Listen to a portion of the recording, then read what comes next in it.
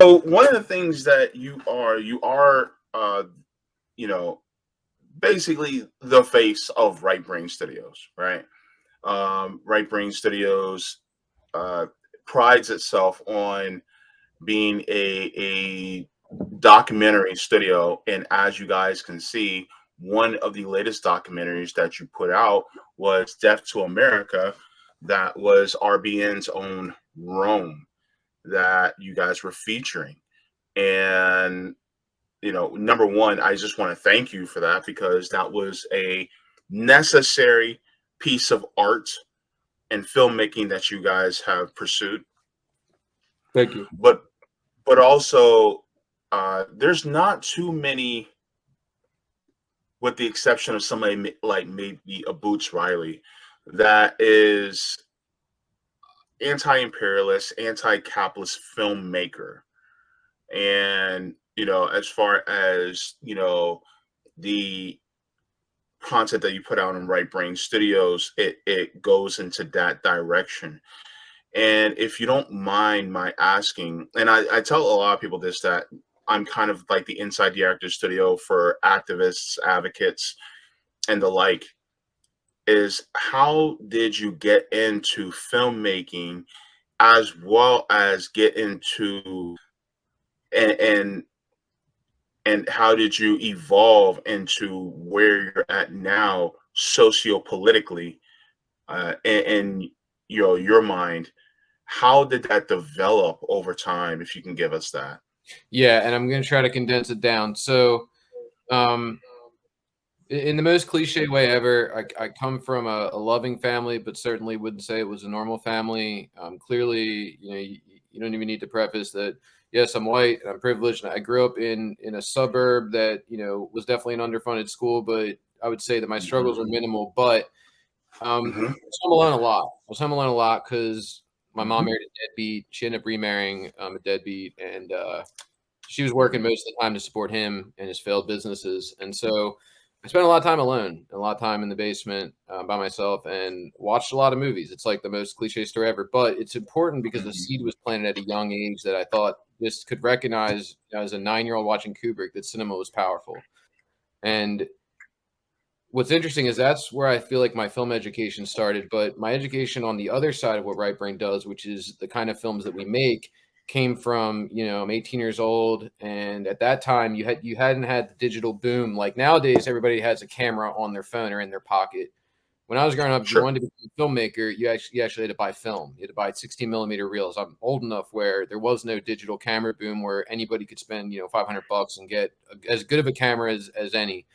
So it wasn't a fruitful conversation to try to say to your parents, I want to be a filmmaker. It was like, get a job that's actually going to be able to support yourself. Um, Mhm. so at the age of 18, with not a lot of options, I mean, probably did have options, but I ended up turning, as crazy as it sounds, to a life of crime. I'm not exaggerating it. I moved out at 18. I was living in my car in Philadelphia for about 6 months, homeless, and I sold drugs to survive. And I'm not ashamed of it. Not proud of it. I'm not ashamed of it. But the reason it's important is I think it was when I first started to realize the world that exists outside of the bubble I was living in, seeing homeless people, Ah. heroin addicts, seeing many people I know die at a young age because of the Sackler family. I mean, and the Sackler. So in a way, that's what really formed that level of empathy and understanding and seeing those kinds of things. But I basically, lived by any means to survive. And I almost went to prison for 15 years in 2007 because back then the Mhm. drug laws were very different than they are now. And I got caught with a quarter pound of mushrooms that belonged to somebody else. And they were bagged up into eighths. And at the time, I didn't really understand how the police work. But this is interesting because this just shows you how much easier, I will say, and how unfair the justice system is. Now, I don't believe in the war on drugs, and I don't think anyone should serve prison time. But imagine if Sure. Rome got caught with a quarter pound of mushrooms, which is 112 Mhm. grams, bagged up into eighths. Just Mhm. imagine what that would be. But for me, um, I was able to plead religion, believe it or not, and beat the charges, which is absurd. But they couldn't prove that that wasn't something that, I had given the whole hooker line that I was very interested in shamanism, which I look back now and I'm not proud of that. But at the time when I was Wow. 17 years old, which is 18 years ago, I didn't want to go to jail for 15 years. I was taking the blame for somebody else's stuff who was on his third strike and would have went to jail for a long time. So I fell on Yeah. the grenade, not realizing until I got to the police station what kind of grenade I fell on for this guy. It was like, 10 years, 15 years. I had 7 charges. It was really bad. So after that, my parents done with me. So I lived in my car, and it took about 10 years now, coming back to now being like in my early 30s, late 20s, that I ended up back at my mom's house. It was like I went out for 10 years, absolutely accomplished nothing, did things I'm not proud of, and was now living back at my mom's and just feeling completely ashamed.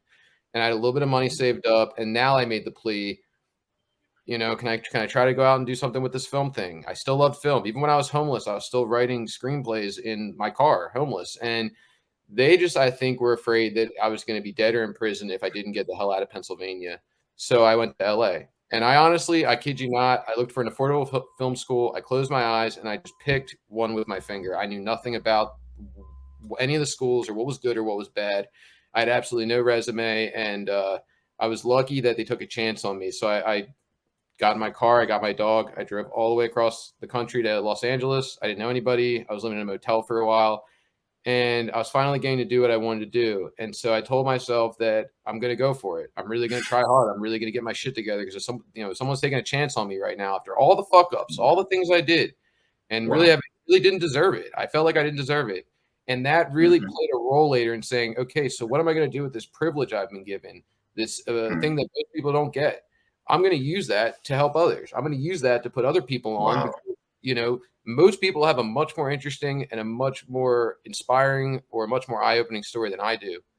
And most people don't get the chance I get. So along the way, the first couple of years of school, I didn't do anything. My movies were terrible. And this is crazy because I skipped class one time and I had no interest in watching the presidential debate. And I will give Bernie Sanders credit for waking me up. I'm watching this debate and I'm hearing things I've never heard of before. Palestine. I mean, these were new words for me. I mean, it's embarrassing to say that, but I considered myself apolitical.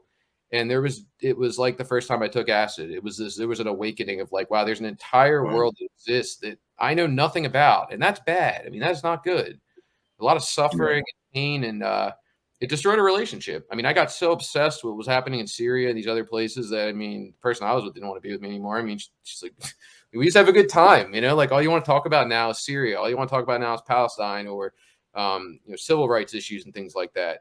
But this is the craziest thing. And this blows my mind because it almost felt like the universe. So I've never done a documentary before. My work's not great, and I've had this new political awakening. I'm wondering what I really want to do with my life. I want to do film, but I cared less about film at that point, and these issues were really starting to creep in, and I mean, I couldn't sleep. And so I'm down to my last couple bucks at film school. I'm thinking I may have to drop out. I'm not sure if I'm going to be able to make it work with the prices in LA. And I was ready to drop out if I had to. And I come back to my apartment, and I open my mailbox, and there's a check from Zack Snyder. It's like the craziest thing. Zack Snyder sent me a check for 15 grand. And the crazy part is it was like, so I call my chairman. I'm like, why is Zack Snyder sending me money? Like, I haven't made no movies that are good. And he goes, it's a scholarship. And I said, yeah, but I didn't apply for it. He's like, I don't know. So I'm like, okay, I'm going to be really smart about this. It's like 15. It might have been 7K, but I was like, wow, like I can live off this probably. So I'm like, what do I do? What do I do? Okay, I'm not going to go down the route I've gone in the past. I'm not going to do anything stupid. I kid you not. There's even an article about it. This is all can be looked up, but about 5 hours later, I'm in a casino in California gambling with a scholarship. I mean, it's just self-destructive behavior that I thought I had left. And I'm down to like my last $50. I've basically blown a scholarship that would have saved me. And I'm like, I'm kind of saying to myself, to the universe, like, if you could do, like, I fucked this up royally again after all these years, I'm still the same mess I was. If you just give me one more chance. So I get in this last hand and I get dealt ace, ace. No, I get dealt jack, jack. Okay. I get dealt 2 jacks. You don't need to know how to poker. You don't need to understand poker to understand that I end up, when the cards come out, I end up with a full house, jacks over aces, which is an exceptional hand. And I got about $50 left. And everyone at the table knows now that I've gambled with the scholarship. We've been playing for hours and they're laughing about it. These older guys, like, this kid's a loser. I throw all my chips in and get ready to grab my coat and leave. And this guy calls me, and he has 2 aces in his down hand. So it's like a movie. It's aces over jacks full house against my jacks over aces, which is nuts. I mean, these are phenomenal hands, but I'm done. I'm beat. 0% Hmm. chance of winning. And I get up to leave, and everyone's laughing. And while I'm walking away, I hear this sound like a oh, and then I hear people start yelling, and the siren goes off. And they're like, "Dude, don't leave. What are you doing?" And apparently, there's something called a bad beat jackpot, where if you have this phenomenal hand and you lose to another phenomenal hand, you get this crazy payout. And so does everybody at the table. It happens like once a night. So this Swiss guy comes from the back room and writes me a check for like 12 grand. And I'm just like, this is our documentary. This is the money right here. And I went to my chairman. I'm like, I want to fly to Philly. I know the media is not going to film the protests in the streets during the Democratic convention. I'm from Philly. I know my way around there. Like, let me get the best camera guy I know and go out there and film this thing. And he signed off on it. He told all my teachers, like, he's not going to be around for a week. I flew to Philly with the best camera guy I knew, and we just caught everything.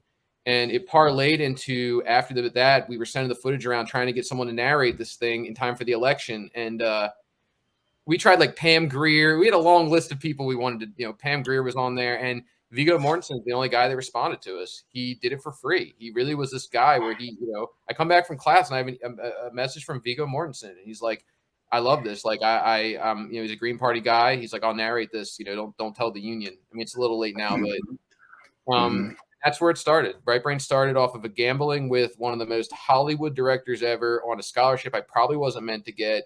Won a random chance bad beat and parlayed it in our first documentary. Wow. It's kind of crazy.